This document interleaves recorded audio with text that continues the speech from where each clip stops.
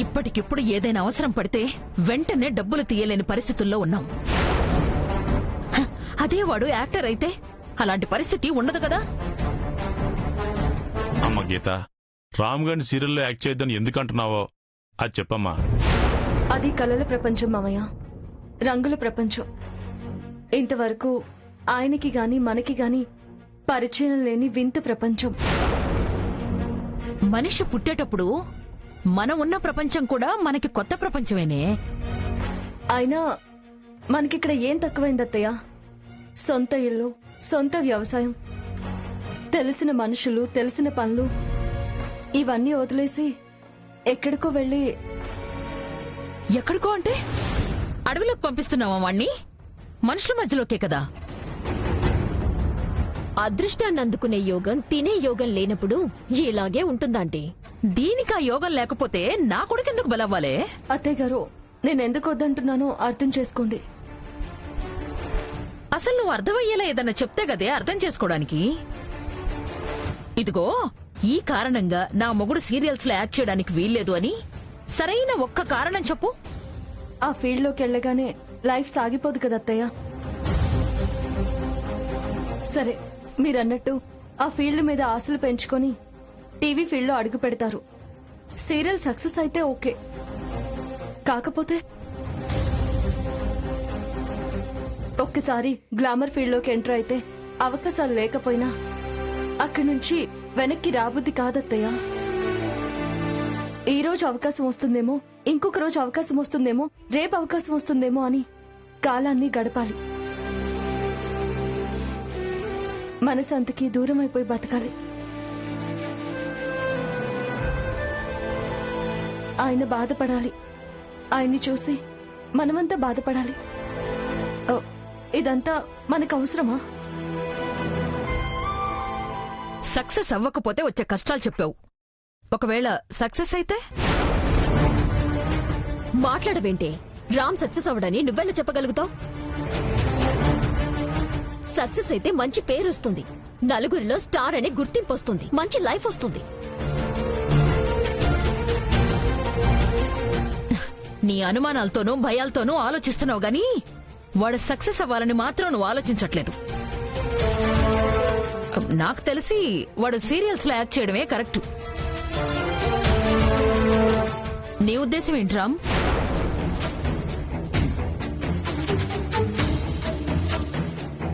దాని వంక చూస్తావేంట్రా? నా అభిప్రాయం ఏంటో చెప్పాను. సక్సెస్ అయితే నీ లైఫ్ ఎలా ఉంటుందో ప్రియ చెప్పింది. నీ అభిప్రాయం ఏంటో చెప్పు. నీ బిడ్డ భవిష్యత్తు బాగుంటుంది, నీ భవిష్యత్తు బాగుంటుంది. ఆలోచించరా. సరే అని చెప్పరా. రే, పిన్ని చెప్పిందని కాదు, వదిన ఏం చెప్పినా ఆలోచించి చెప్తుంది. తను ఎందుకు వద్దంటుందో అది కూడా ఒకసారి ఆలోచించి నిర్ణయం తీసుకో. ఏంట్రా మీ వదిన ఆలోచించి చెప్పేది? తనేం చెప్పిందో అందరం విన్నాం కదా. ఒకవేళ సక్సెస్ అవ్వకపోతే, అవకాశాలు రాకపోతే అంట. అన్ని నెగిటివ్ ఆలోచనలే. ప్రయత్నం చెయ్యకుండా ఓడిపోతామని భయపడితే ఎలా? దీని మాటలు మనం వినాలా? సరే, ఒకవేళ గీత అన్నట్టు సక్సెస్ కాలేదు అనుకుందాం. పోయిదేముంది? తిరిగి ఇక్కడికి వచ్చేస్తాడు. అవకాశాలొస్తే వెళ్తాడు, లేదంటే ఇప్పుడు చేస్తున్న వ్యవసాయాలే చేస్తాడు. ఏంటి నష్టం? చెప్పరా. నీ నిర్ణయం ఏంటో చెప్పు. సరే అని చెప్పు. మా వాళ్ళతో కాస్త టైం కావాలని చెప్పాను కదా, ఇప్పుడే చెప్పు, ఓకే చెప్పు అంటే. లైఫ్లో ఎదగాలని ఎవరికైనా ఉంటుంది, కానీ వెంటనే నిర్ణయం చెప్పమంటే నేను చెప్పలేను. కొంచెం ఆలోచించుకోవాలి.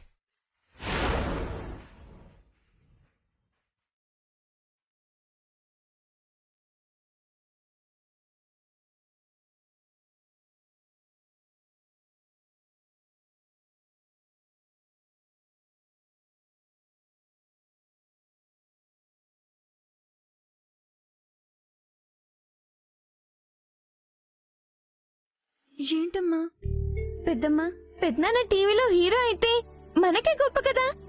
అవును, నాన్నని రోజు టీవీలో చూడొచ్చు. అదే నా బాధ. కళ్ల ముందుండే మనిషిని తర్వాత టీవీలో చూసుకోవాల్సి వస్తుందనే నా భయం. నా భయం ఏంటో, ఆ భయానికి కారణమేంటో ఇప్పుడు మీకెవరికీ అర్థం కాదు.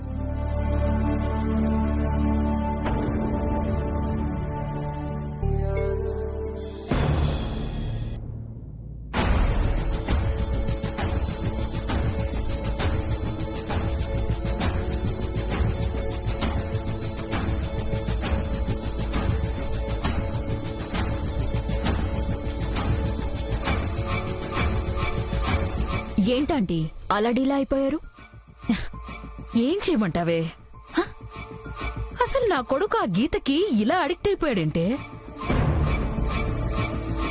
నేనేమైనా గీతను వదిలేమన్నానా?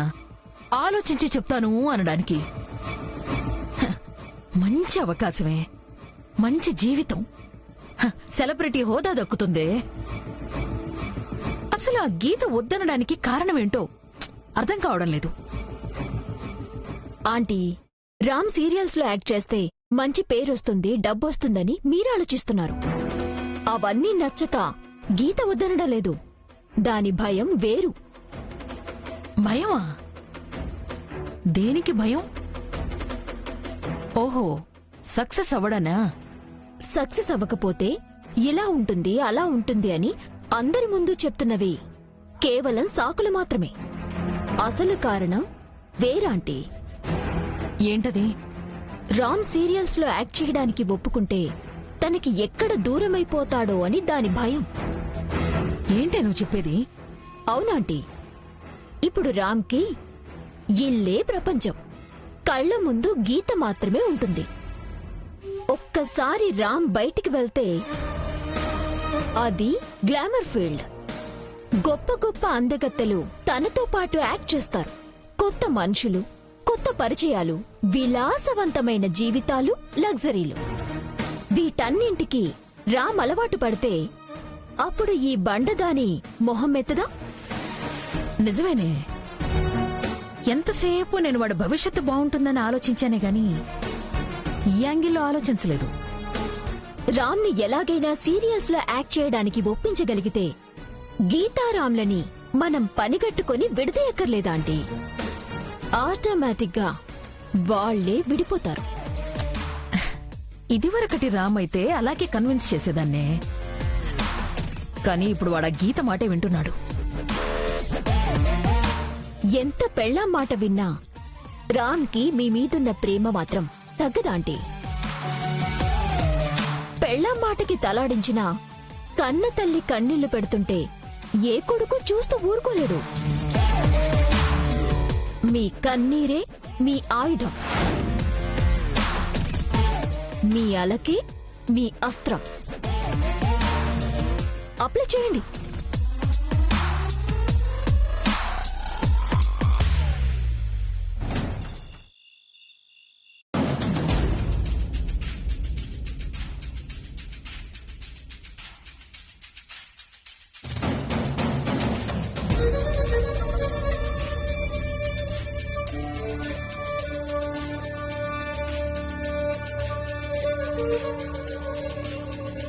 నాయనమ్మా,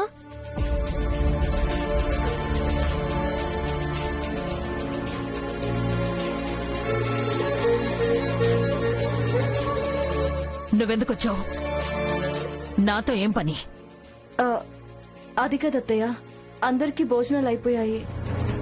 కానీ మీరు అన్నం తినడానికి రాలేదని భోజనమే ఇక్కడికి తీసుకొచ్చాను.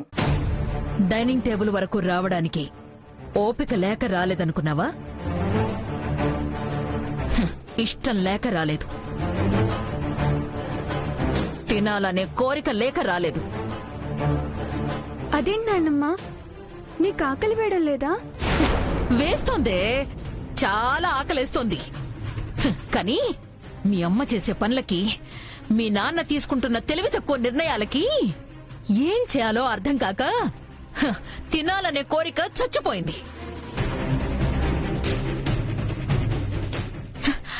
అసలు నేను నీకేమో న్యాయం చేశానే? నన్ను మాయ చేసి మీ ఇద్దరు ఒకటైపోయారు. అయినా నేనేం మాట్లాడడం లేదు, గొడవ పడ్డం లేదు. వాడి జీవితం బాగుపడే అవకాశం వస్తే నీ లేనిపోని భయంతో నువ్వే అడ్డుపడుతున్నావు. నీ మాటే పట్టుకుని వాడొచ్చిన అవకాశాన్ని దాని విలువేంటో తెలియక వద్దనుకుంటున్నాడు. అరే, ఏం చెయ్యాలి? అత్తయ్య, అది ఆయనకి తెలియని పని. ఆ మాటే అనొద్దు అంటున్నాను. అందరూ అన్నీ నేర్చుకునే పుట్టరు. అయినా నీతో డిస్కషన్ అనవసరం. హ, నీ మొగుడు నువ్వు చెప్పినట్టే వింటున్నాడుగా, అది చాలు. పో. అది కాదు నానమ్మ. వద్దు. ఎవ్వరూ నా గురించి ఆలోచించొద్దు. అనవసరంగా నన్ను రెచ్చగొట్టి నాతో మాటలు పడద్దు. వెళ్ళిపోండి. నేను తింటే ఏంటి, తినకపోతే ఏంటి, ఉంటే ఏంటి, చస్తే ఏంటి? పోండి, వెళ్ళిపోండి.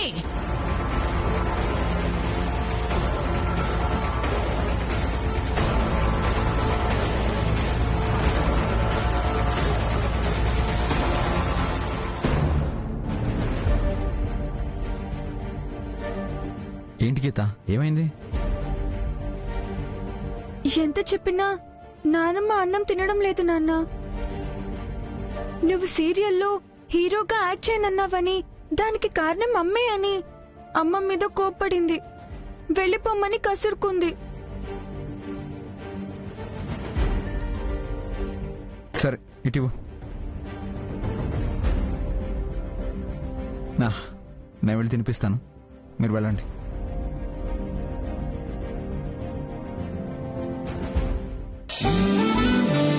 అమ్మా, భోంచేద్దు, కూర్చో. నాకు ఆకలిగా లేదురా. మా నేను తినిపిస్తానమ్మా, కూర్చో. వద్దురా. నేను చచ్చేటప్పుడు నా నోట్లో తులసి తీర్థం పోయి, అది చాలు. మా అప్పుడు కూడా నీ పెళ్ళాం పర్మిషన్ తీసుకోవాల్సి వస్తుందేమో. అది కూడా ఇప్పుడే వెళ్ళి అడుగు. ఏంటమ్మా మాటలు? ఏరా, నాకు మాట్లాడే స్వతంత్రం కూడా లేదా ఈ ఇంట్లో? నా బాధ చెప్పుకునే అర్హత కూడా లేదరా నాకు? చెప్పరా. ఏ కన్న తల్లైనా బిడ్డ జీవితం బావుండాలి, జీవితంలో ఓ స్థాయికి ఎదగాలని కోరుకుంటుంది. నేను కూడా నీ విషయంలో చిన్నప్పటి నుంచి అదే కలగన్నాను. సరే, ఏదో జరిగింది, అయిపోయింది. దాని గురించి నేను ఇప్పుడేం మాట్లాడడం లేదు. కానీ బంగారం లాంటి అవకాశం రా. ఇలాంటి అవకాశాల కోసం ఎంతో మంది పిచ్చి వాళ్లలా రోడ్ల మీద తిరుగుతున్నారా. కానీ ఆ అవకాశం నిన్ను వెతుక్కుంటూ వస్తే నీకు దాని విలువ తెలియడం లేదు. గీత వద్దు అని అది చెప్తున్న కారణాల్లో ఏమైనా అర్థం ఉందా? దాని భయం, అపోహలు తప్ప. తను చెప్పిందని కాదమ్మా. నిజానికి నాకు కూడా యాక్టింగ్ చేయడం అంత ఇష్టం లేదమ్మా. ఒరే, ఎవరినో మెప్పించడానికి నిన్ను యాక్ట్ చేయమనడం లేదురా. నీకోసం, నీ బిడ్డ భవిష్యత్తు బాగుండడం కోసం ఒప్పుకోమంటున్నాను. అంతెందుకురా, నీ కూతురు నాన్న నేను ఫారెన్ లో చదువుకుంటాను అని అందనుకో. నీ దగ్గర డబ్బుల్లేవు, ఎవరి దగ్గరో చెయ్యి చాచాల్సిన పరిస్థితి. ఎవరైనా ఇస్తే నీ కూతురు కోరికని తీర్చగలవు, లేదంటే లేదు. దాని చదువు ఇలా ఆరకొరగా సాగడమే. అదే నువ్వు హీరోవైతే పేరుకు పేరుతో పాటు డబ్బు కూడా వస్తుంది. అదే నీ బిడ్డ కొండ మీద కోతి కావాలి నాన్న అని అడిగితే నువ్వు కొనివ్వచ్చు. నీ ఆశలు, నీ జీవితం ఎటూ ఈ మట్టికి అంకితం అయిపోయాయి. నీ బిడ్డ ఆశలు, కలలు కూడా అలాగే ఆగిపోవాలా? రేపది పెద్ద చదువులు చదవాలి నాన్న అని అడిగితే చదివించగలవా? ఎవరి దగ్గర చెయ్యి చాచకుండా గొప్పగా ఓ పెద్దింటి సంబంధం చూసి పెళ్లి చేయగలవా? అదృష్టం మీద ఆధారపడాలి. నేను చెప్పేది అర్థమవుతుందారా?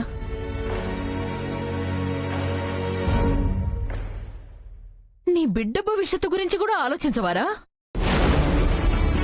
ఇలాగే పెంచుతావా దాన్ని? ఎల్లకాలం మనం ఇలాగే ఉండిపోదామా? ఎదగడానికి అవకాశం రాని వాళ్ళని దురదృష్టవంతులు అంటారు. అవకాశం వచ్చాక కూడా వాడుకోని వాళ్ళని ఏమనాలి? మూర్ఖులు అనాలి.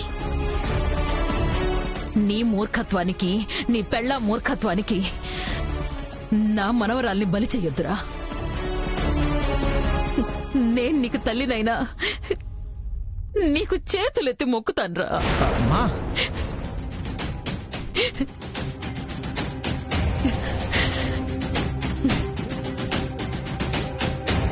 ఒరేయ్, నేనెందుకింత పట్టుపడుతున్నానో అర్థం చేసుకోరా, ఒప్పుకోరా. ఎంత చెప్పినా నీకు బోధపడ్డం లేదు కదా.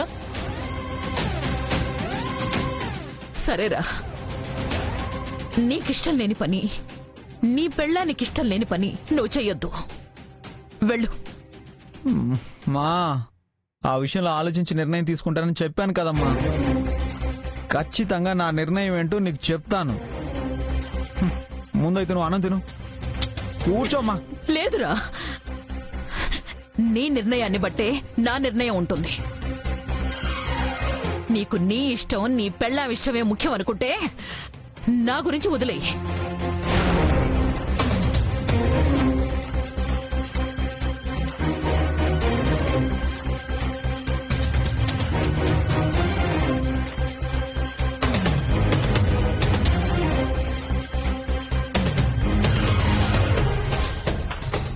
ఏంట్రా, ఏం నిర్ణయించుకున్నావు?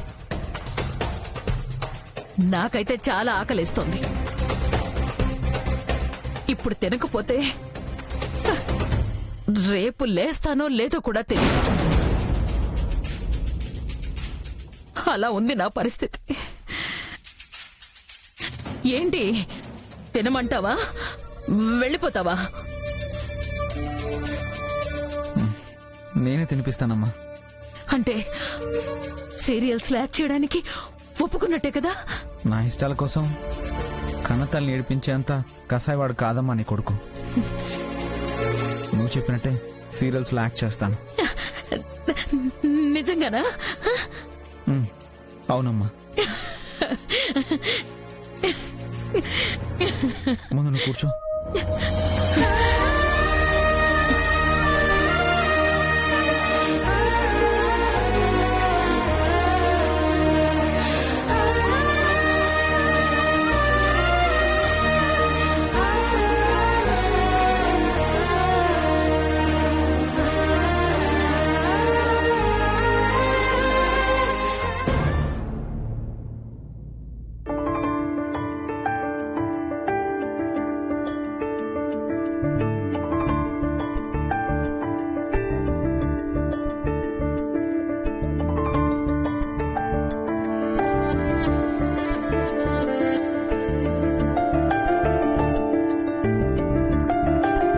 వైదేహి,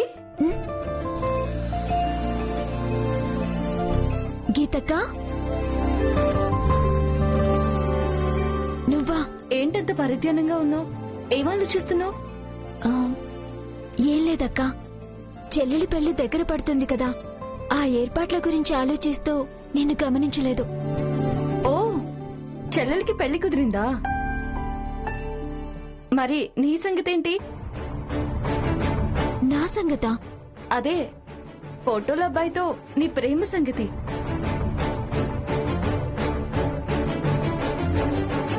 నాకు బాలు అంతా చెప్పాడు.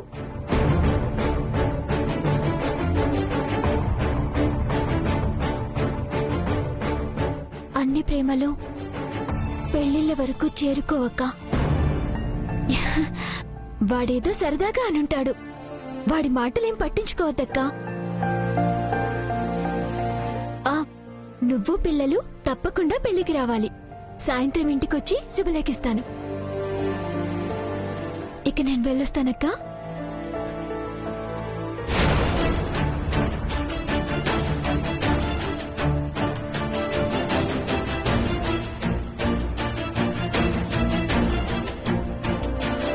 ఏమైంది? ఏదైనా ప్రాబ్లమా? ఏదైనా ఉంటే నాతో చెప్పు, నేను పరిష్కరిస్తాను. నా సమస్యకి పరిష్కారం అంటే నా కుటుంబానికి ఒక కొత్త సమస్య తీసుకురావడమే. భగవంతుడు కొందరి రాతలు ఇలాగే రాస్తాడు, ఆశ పుట్టిస్తాడు, అంతలోనే ఆవిరి చేస్తాడు. ఏంటి ఆలోచిస్తున్నావు? ఏదైనా ప్రాబ్లం ఉంటే చెప్పు. ఏం లేదక్కా, ఏదైనా ఉంటే నీతో చెప్పకుండా ఉంటానా? పూల డెకరేషన్ వాళ్ళతో మాట్లాడాలి. నేను వస్తాను.